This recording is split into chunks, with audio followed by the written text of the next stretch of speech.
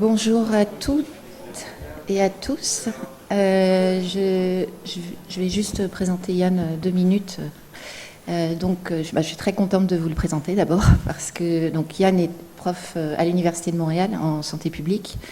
Alors au départ, il a une formation en géographie et puis il s'est spécialisé en santé publique lors de son postdoc à Montréal, à l'Université de Montréal, où il est donc depuis, et où il a développé des outils très innovants en cartographie, notamment, et plus, à tel point que dans 2010, il a fondé une compagnie sur ces outils innovants qui est Polygone, dont le président nous fait l'honneur d'être ici, Patrick Matos. Donc le séminaire, ça va porter vraiment sur les aspects recherche de Yann, où il présentera quelques outils qu'il utilise via Polygone. Mais pour ceux qui sont intéressés par ces outils-là, et notamment, ce qu'ils font, il y a la possibilité après le séminaire de discuter avec Yann et Patrick. Voilà. Donc Yann, vas-y. Merci Karen, et merci pour l'invitation ici à l'ISPED. C'est la première fois que je mets les pieds à Bordeaux en fait, donc c'est vraiment une belle occasion pour moi. Comme il disait, je suis professeur au département de médecine sociale et préventive à l'Université de Montréal. J'ai la chance d'être en Europe cette année. En fait, je suis une sabbatique à Berlin avec des collègues, d'ailleurs des collègues géographes aussi. Et voilà, donc je vais vous présenter un petit peu les travaux qu'on fait dans mon labo. C'est surtout des travaux en collaboration, hein, comme vous le savez. La santé publique, c'est à l'intersection de nombreuses disciplines, donc c'est un travail collectif que je vous présente ici. Et j'ai sans doute trop de diapositives, donc il y en a peut-être où je vais passer un peu vite, mais c'est pour vous donner un peu un aperçu des différents travaux que je fais. Donc je commence toujours par cette diapositive de déclaration de conflit d'intérêt. Donc effectivement, comme disait Karen, je suis impliqué dans en fait 2 compagnies spin-off, puis il y a certains produits dont je vais parler ici. Donc Polygone qui développe des outils en ligne, on pourra en parler plus pleinement, et aussi Mobisense, on a développé des capteurs portables qui incluent un GPS et un accéléromètre, des choses comme ça.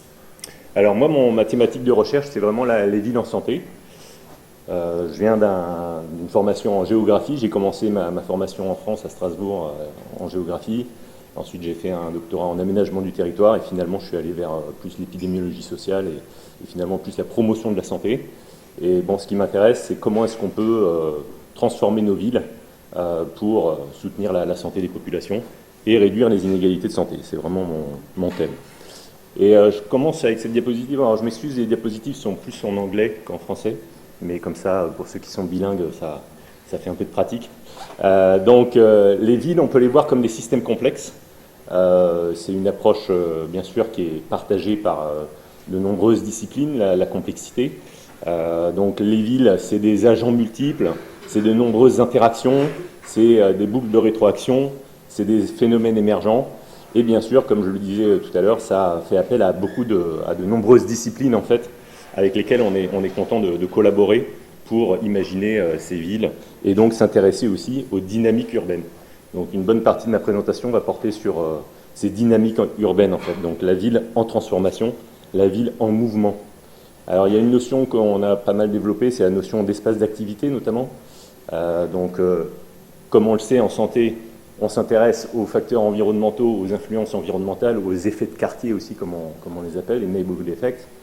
Et une des limites sur laquelle on a travaillé au tournant des années 2010, c'est justement cette caractérisation spatiale un peu limitée de placer les individus à leur lieu de résidence et de calculer des expositions environnementales seulement au lieu de résidence. Donc pour aller un peu plus loin, cette notion d'espace d'activité, elle est assez intéressante. Elle réfère en fait à nos mouvements quotidiens, à nos déplacements, à notre mobilité, à nos destinations. Et donc de mieux tenir compte de cette mobilité, c'est quelque chose d'intéressant pour la santé, mais aussi pour mieux comprendre comment on vit la ville en fait.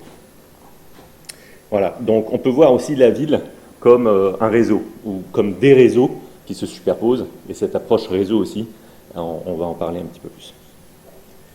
Alors, les villes aussi, il y a bien sûr, alors je suis géographe, donc peut-être que je suis un peu biaisé, mais il y a cette notion d'échelle qui est très intéressante, et des phénomènes émergents qui se situent à plusieurs échelles. Donc là aussi, quelque chose d'intéressant et qu'on peut observer.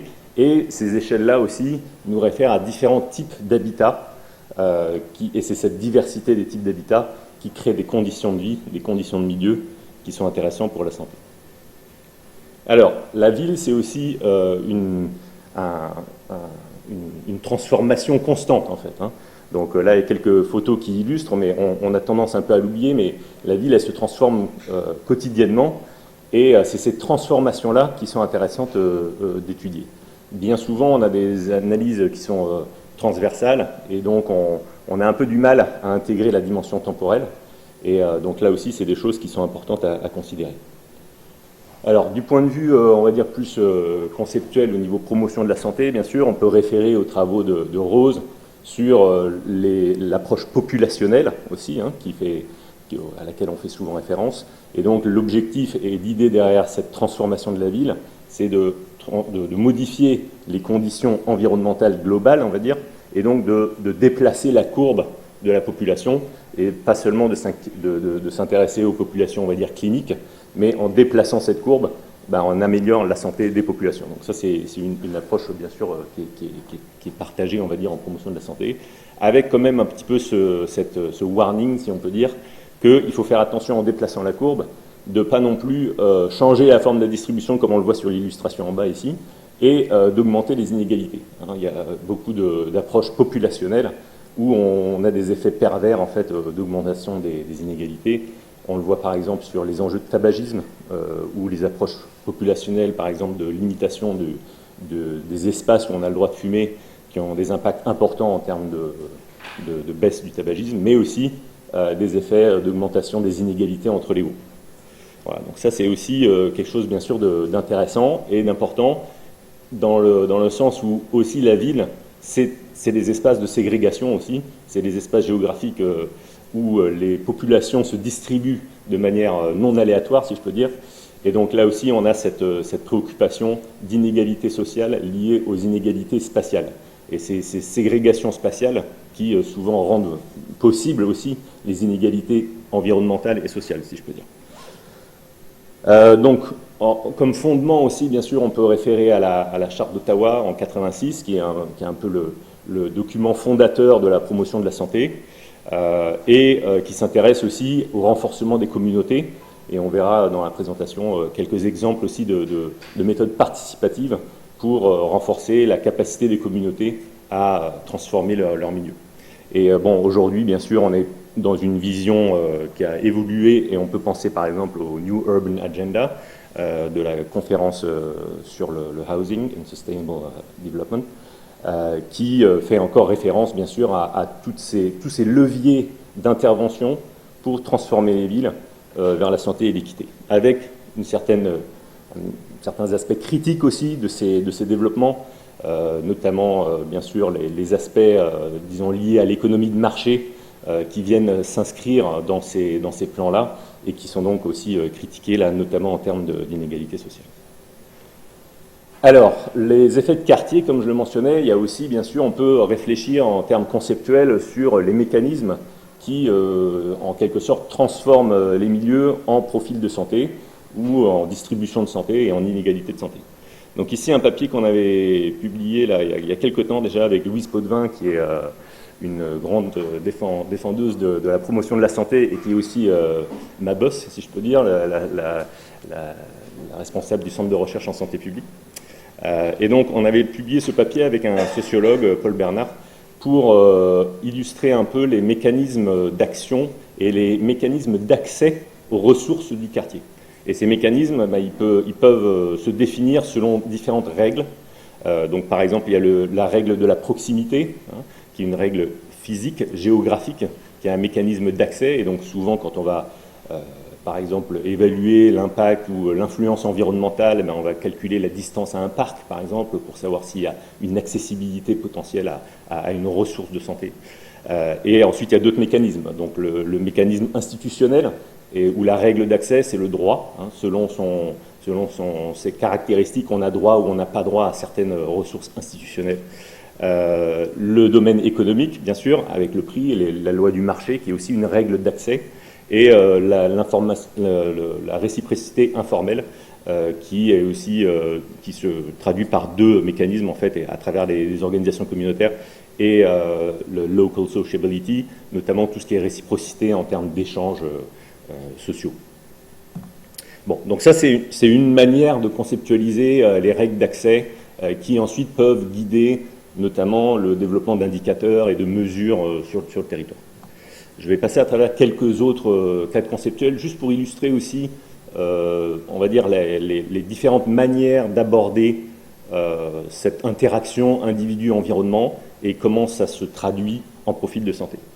Donc ici, un autre papier qu'on avait publié avec Marc Daniel, qui était mon superviseur de postdoc à l'époque, quand Karen était avec nous au centre de recherche du FUM, et là, donc, un modèle un peu plus, on va dire, mécanistique avec des facteurs d'influence. Puis, je ne dis pas que c'est le meilleur modèle, on en trouve d'autres dans du même gabarit, où on va identifier un certain nombre de caractéristiques environnementales. Alors ici, on a identifié des facteurs structurels qui, en fait, vont se transférer sur le territoire en facteurs contextuels, et notamment en inégalité ou en différence locale sur les attributs environnementaux ou les ressources de santé. Donc ce qu'on peut appeler aussi les environmental risk conditions.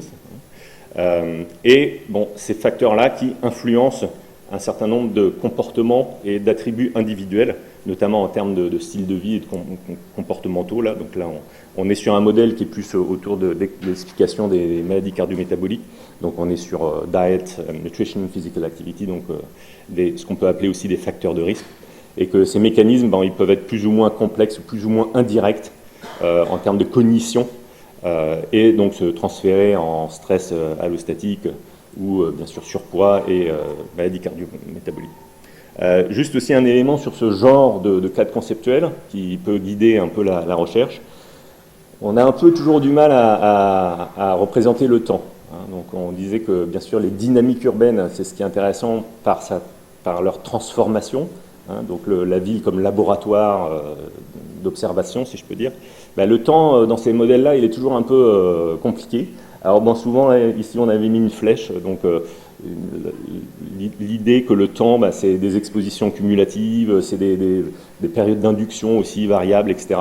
C'est toujours quelque chose qui est un peu difficile à représenter. On a aussi l'idée du cycle de vie, là, avec les life stages. Voilà. Et ensuite, donc, toute cette question d'interaction individu-environnement à travers le temps, à travers les mobilités, à travers les cycles de vie. Okay. Alors, un autre petit cadre conceptuel qu'on a publié avec Camille, qui était une étudiante au doctorat, qu'on co-supervisait avec Basile Schex, qui est à l'INSERM à Paris, où là, on s'intéresse un peu plus à la notion de mobilité. Donc, comme je le disais tout au début, c'est cette mobilité, la manière dont on vit la ville, dont on se déplace, c'est quelque chose qui nous semblait particulièrement intéressant.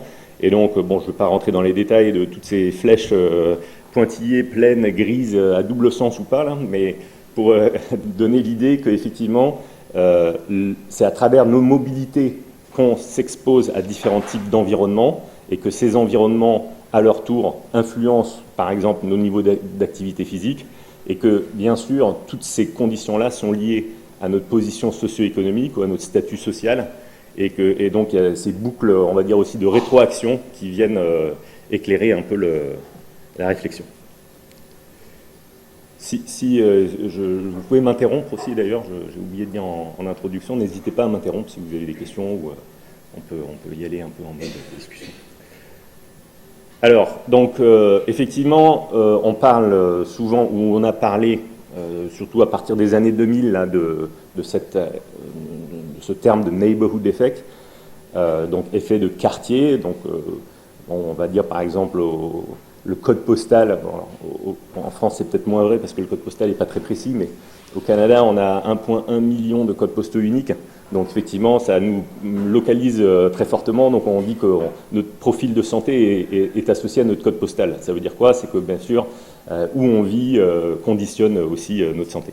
Alors, donc, le quartier, c'est en soi aussi un objet d'étude bien intéressant, abordé largement par les géographes aussi, et qui peut donc se décliner aussi de différentes manières. Donc traditionnellement, on va utiliser le secteur de recensement, où je ne sais plus trop quelle est l'unité ici, en France, l'IRIS, voilà, c'est ça. L'IRIS, c'est assez petit comme unité, non? C'est à peu près quoi? 2000 habitants, ouais, c'est ça. Donc on va utiliser ces unités administratives souvent parce que il y a des données intéressantes qui y sont rattachées, mais on s'entend que la notion de quartier administratif, en soi, elle a peu de signification pour le vécu des gens. Rarement les gens connaissent les limites de leur iris ou de leur secteur de recensement. Alors bon, il y a des travaux aussi, notamment par les sociologues, de définition des quartiers qui ont un sens, on va dire, plus important en termes historiques et sociologiques. Ici une illustration d'un travail qui a été fait par la direction de santé publique à Montréal pour définir des quartiers sociologiques. Alors c'est tout un travail qui a été fait avec des archives historiques, avec des rencontres avec des groupes communautaires, etc., pour donner un sens un peu plus important au quartier. Et dans le Veritas, alors c'est un outil qu'on a développé, j'en parlerai un petit peu tout à l'heure, on enquête, quand on enquête nos participants, on leur demande aussi de tracer les limites de leur quartier perçu. Donc de dire, selon vous, les limites de votre quartier. Et alors bien sûr, deux voisins peuvent avoir des limites de quartier différentes, mais ça nous aide ensuite à calculer on va dire des indicateurs environnementaux du quartier tel qu'il est perçu donc un quartier qui fait sens pour le participant. Alors, en termes de mesures aussi, ces quartiers-là ou ces secteurs de recensement, c'est important et intéressant parce que ça permet de calculer les inégalités, de calculer des ségrégations spatiales. Alors il y a différents indicateurs qu'on utilise, l'indice de Gini ou ici à droite la proportion ou le rapport entre les gens qui sont dans le 90e percentile versus le 10e percentile de revenus, et donc qui montre là aussi la ségrégation sociale importante qu'il peut y avoir dans les quartiers. Et donc ces mesures-là, encore, je reviens à mon idée de temporalité, elles sont particulièrement intéressantes quand on les suit dans le temps. Bien sûr, une image transversale, ça nous donne une idée, mais c'est l'évolution de ces dynamiques urbaines et sociales qui est intéressante. Voilà. Dans la notion de mesure, j'ai quelques diapositives ici, mais je vais passer rapidement sur différents types de mesures qu'on peut ou qu'on a mis en place pour caractériser les environnements. Un indicateur de vie active qui se rapproche un peu du Walkability Index. Des méthodes aussi qu'on utilise pour identifier des caractéristiques urbaines à partir de modèles en fait, qui font de la détection automatique d'images.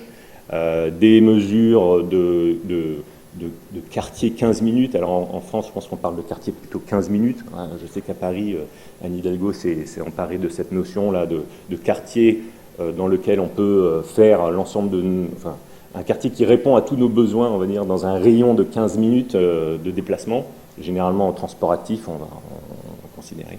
Donc là aussi, des calculs qu'on a fait avec des collègues australiens sur justement cette notion d'accessibilité à différents types de ressources et qui identifient si oui ou non on est dans un quartier 15 minutes. Alors, en Australie, c'est 20. Je ne sais pas pourquoi, mais eux, c'est 20 minutes. Voilà.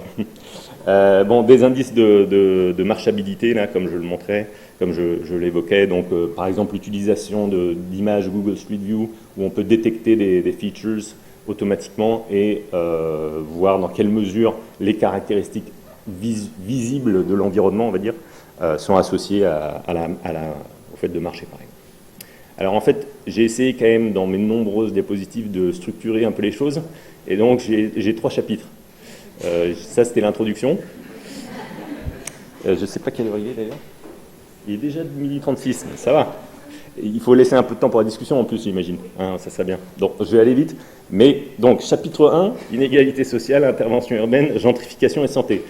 Voilà, donc c'est un thème sur lequel on travaille actuellement.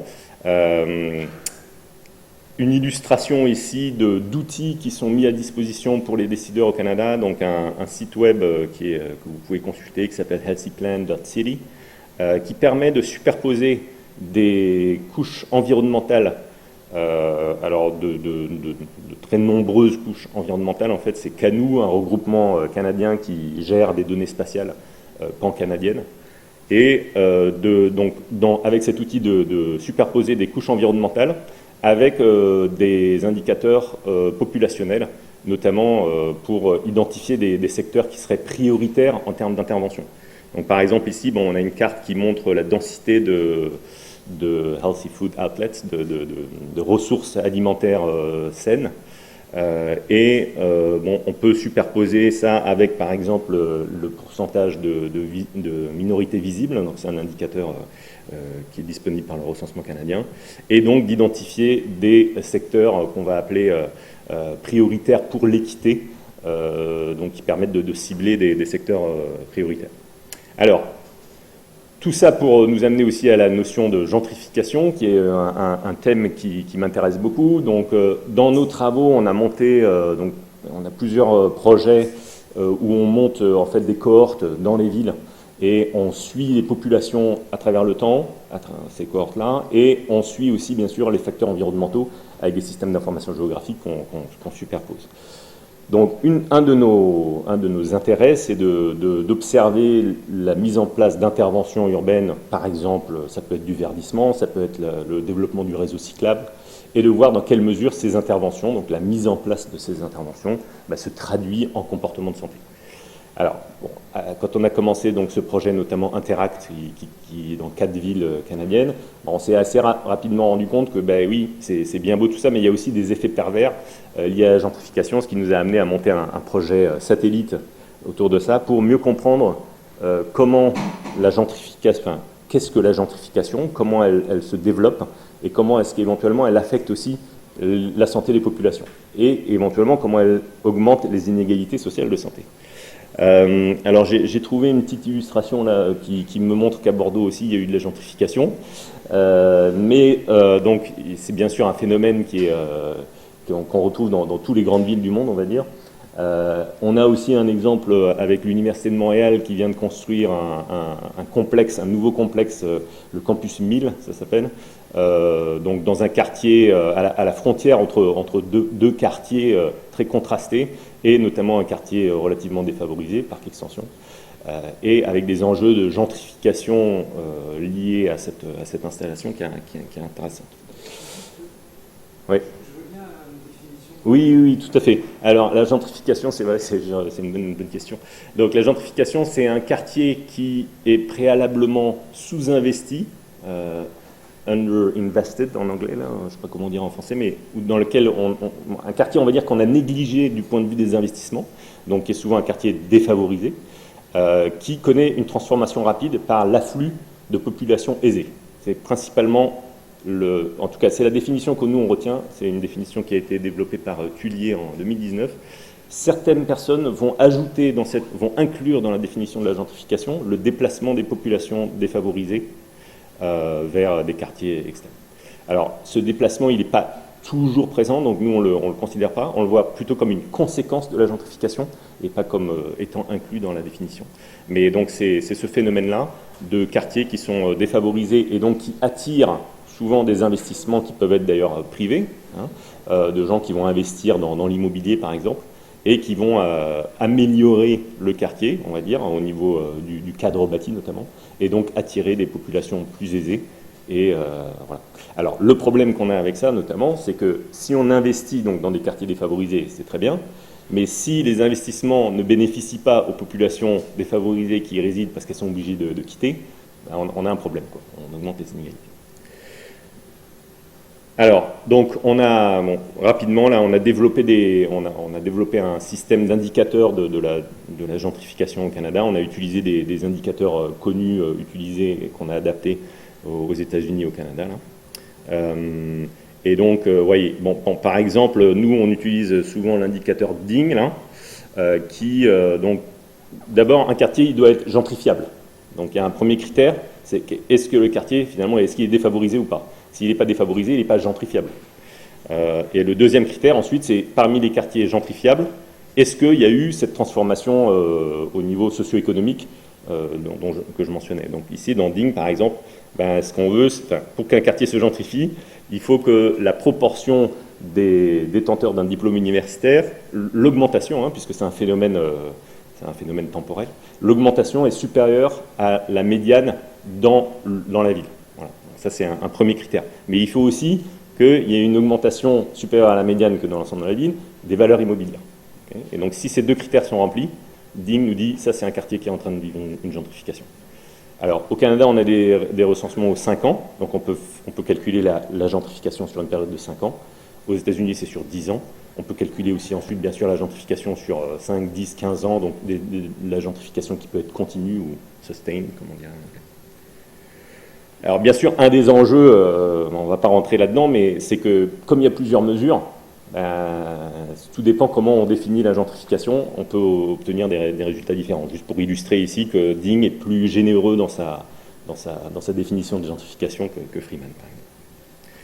Alors, une des choses qu'on a voulu regarder, c'est est-ce que, parce que comme on s'intéresse notamment à l'activité physique et aux pistes cyclables, à tout ce qui est infrastructure cyclable, bon, comme vous voyez sur ce graphique-là, le réseau cyclable, c'est vraiment très, très bien développé à Montréal. Là, c'est une des villes les plus cyclables d'Amérique du Nord.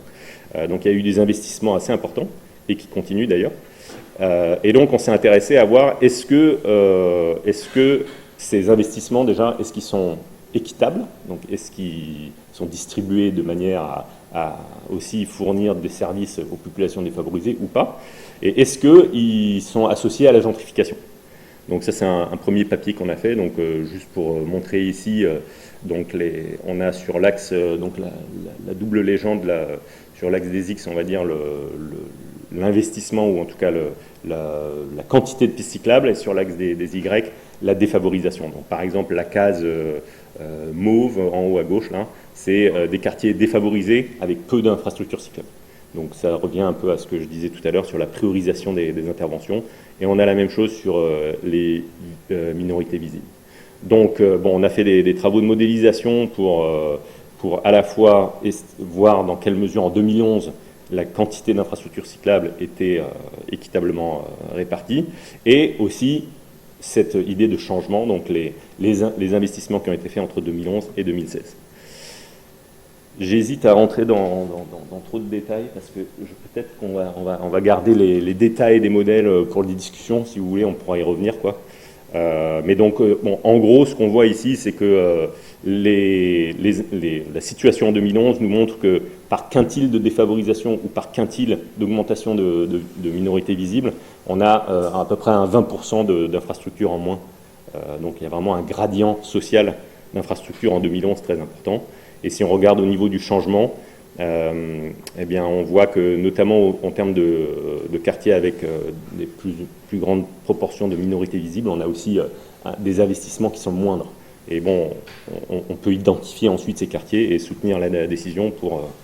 voilà. Alors, une des questions qu'on s'est posées aussi, c'est cette question de temporalité entre l'investissement et la gentrification. Est-ce que c'est l'investissement qui crée de la gentrification, ou est-ce qu'un quartier se gentrifie, va attirer d'autres investissements, et donc, voilà, dans quel sens ça agit. Donc ça, c'est une modélisation qu'on a fait. On peut tester 3 scénarios, finalement, que la mise en place de pistes cyclables va augmenter les valeurs immobilières, par exemple, attirer des populations plus aisées, ou que c'est l'inverse, des populations sont plus aisées s'installent, ça crée une mobilisation, peut-être qu'il y a plus d'investissements qui arrivent par conséquent, ou encore ça peut être simultané, donc les 3 scénarios qu'on a testés. Bon, très rapidement, en fait, ce qu'on voit, c'est que c'est plutôt, dans notre cas, que je regarde, oui, c'est la gentrification entre 2006 et 2011 qui a mené par la suite, en 2011-2016, à des pistes cyclables. Donc dans les modèles qu'on a montés, puis c'est des modèles Geographically Weighted Regression, donc c'est des modèles adaptés spatialement, ce qui fait qu'on a des coefficients qui sont cartographiés. Donc on peut identifier les quartiers où effectivement il y a eu ce phénomène dans un sens ou dans l'autre. Et donc dans le cas de Montréal et des pistes cyclables, c'est plutôt la gentrification qui a amené par la suite des investissements. Okay. Alors on a fait les mêmes genres de travaux avec tout ce qui est espace vert. Je ne vais pas trop rentrer dans les détails. Et ensuite, on a aussi regardé dans quelle mesure la gentrification, alors à la fois mesurée objectivement avec ces indicateurs de Ding, mais aussi mesurée avec des outils de perception. Donc dans nos cohortes, on a utilisé l'instrument PACER, qui est une mesure qui a été développée récemment pour mesurer la perception de gentrification et de changement du quartier par les individus. Donc on a comparé aussi dans quelle mesure la gentrification perçue versus la gentrification objective telle que mesurée par le recensement a été associée éventuellement à la santé mentale, notamment au bien-être, avec la composante Mental Health du SF12. Voilà. Bon, juste pour illustrer rapidement, nos participants, ça c'est nos participants de Interact, de notre étude Interact, où on a administré ce questionnaire-là. Donc juste pour quelques illustrations ici. Thinking about changes in your neighborhood, please identify the degree to which the following changes have happened. Et donc les gens vont coter entre ça n'arrive pas en bleu à ça arrive beaucoup en vert. Par exemple, the cost of necessary expenses other than housing have increased, the cost of housing have increased, etc. etc. Okay. Et donc ça nous donne aussi une cartographie des changements perçus. Il y a aussi cette notion de à quel point les gens qui viennent s'installer dans le quartier sont différents du répondant. Ou encore même, on peut leur poser la question carrément, avez-vous l'impression que le quartier se gentrifie? C'est aussi une mesure intéressante en soi. Alors bon, ce qu'on voit bien sûr, c'est qu'effectivement les gens qui habitent dans des quartiers qui se gentrifient cotent plus haut sur ces mesures de gentrification perçues, donc il y a une certaine cohérence. Ceci dit, il y a aussi un gradient lié à la distance, donc même si on ne vit pas soi-même dans un quartier qui se gentrifie, mais qu'on ne vit pas loin d'un quartier qui se gentrifie, on a quand même une perception aussi, donc il y a ce gradient de distance qui joue aussi. Alors, quelques mesures de perception du changement qui sont associées à la santé mentale, notamment lorsqu'on vit dans un quartier où on pense que c'est quand même relativement... les coûts d'habitation sont raisonnables, on va dire, associés à une santé mentale meilleure, ou bien sûr si on a une vision positive des changements qui arrivent dans le quartier. Parce que les changements qui arrivent dans le quartier peuvent être perçus positivement ou négativement. Bon, je ne rentrerai pas dans les détails là. Ça va trop vite? Pardon?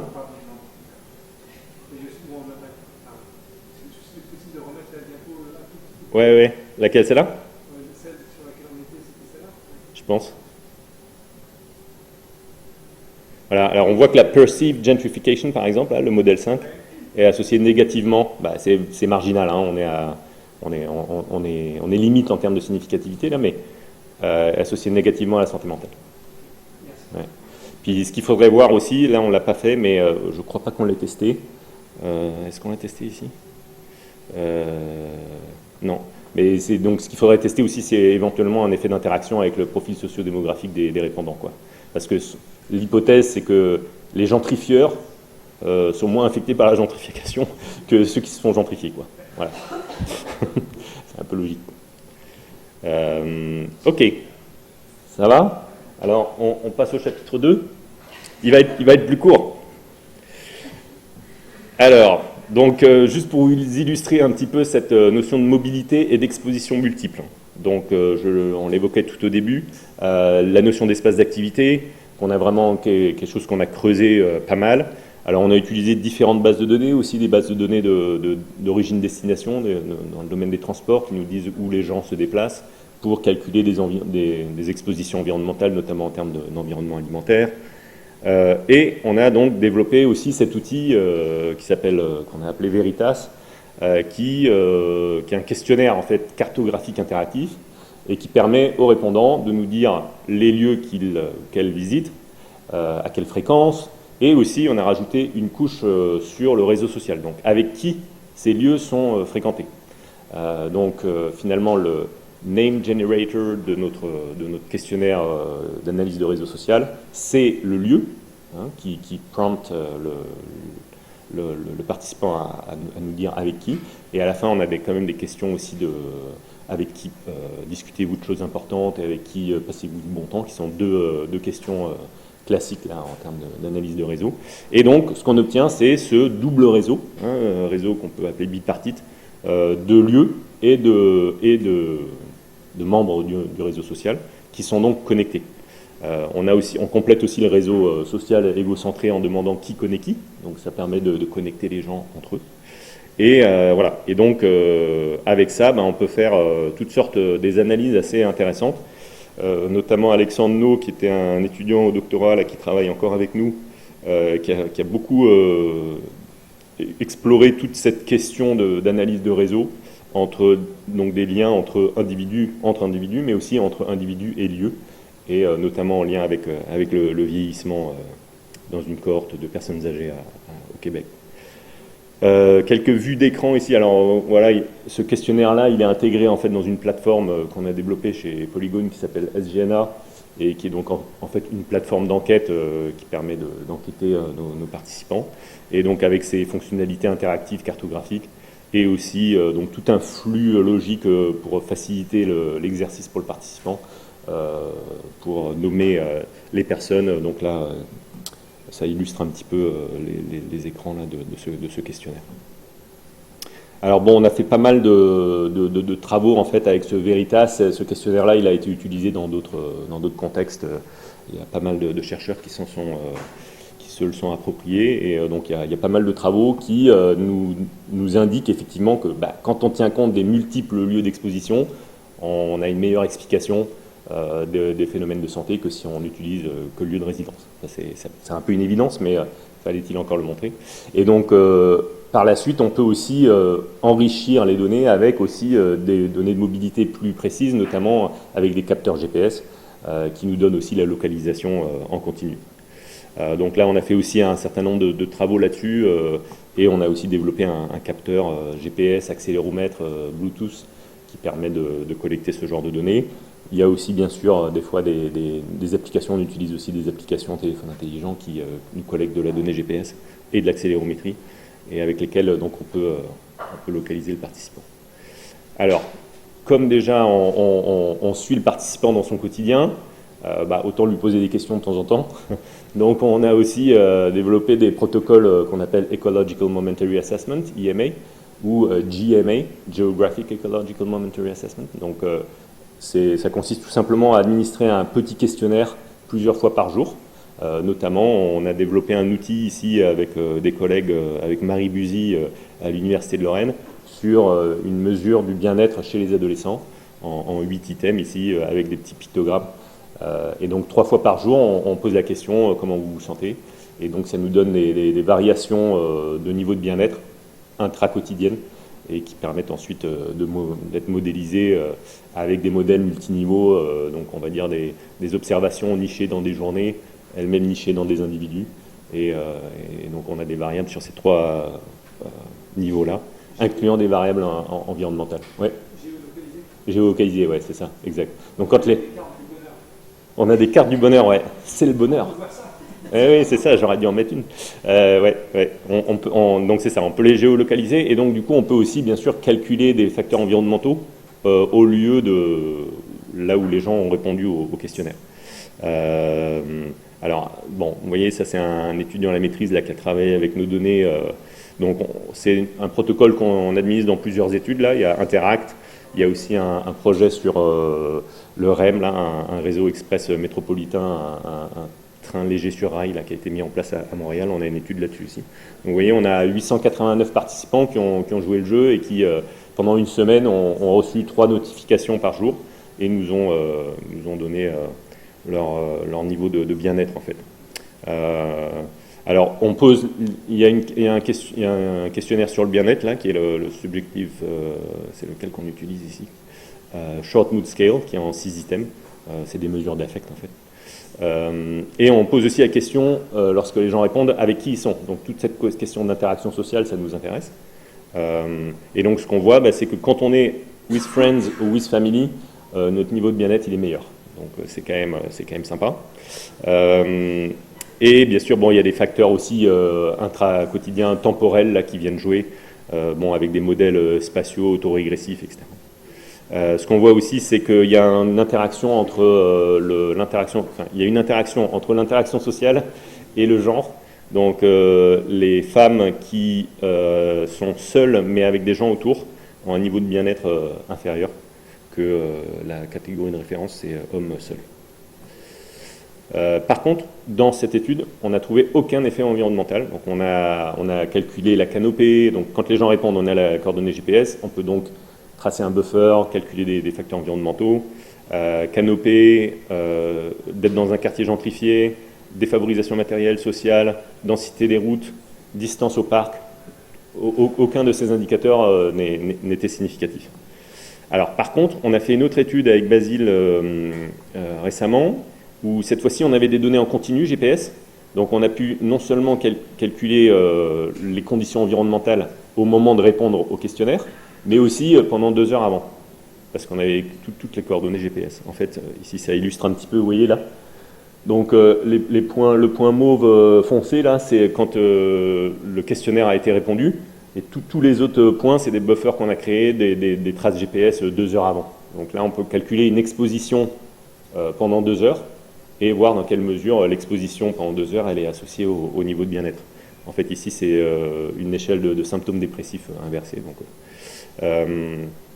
voilà. Et bon, il y a des modèles assez complexes là-dedans, multiniveaux aussi, mais alors, ce qui est intéressant ici, c'est que si on fait un modèle, je crois que j'ai une illustration, si on fait un modèle avec tous les points GPS, les associations ne sont pas super fortes, mais si on considère que les points GPS extérieurs, outdoor, eh bien là, les facteurs environnementaux sont beaucoup plus associés. Donc, ce qu'on devrait sans doute faire dans l'étude d'avant, c'est commencer à discriminer les points extérieurs, intérieurs.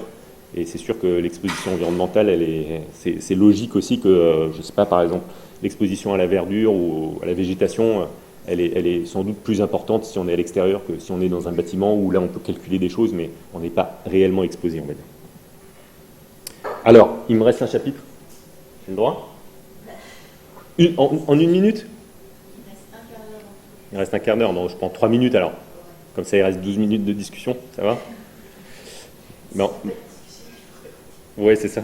Alors, alors, j'ouvre un autre chapitre, effectivement, mais je vais aller assez rapidement sur les méthodes participatives et les systèmes complexes. Donc, tous ces travaux-là, c'est intéressant. Ça se publie dans des revues scientifiques. C'est génial. Mais en attendant, c'est pas toujours super adapté à un public aux parties prenantes en fait qui elles transforment la vie.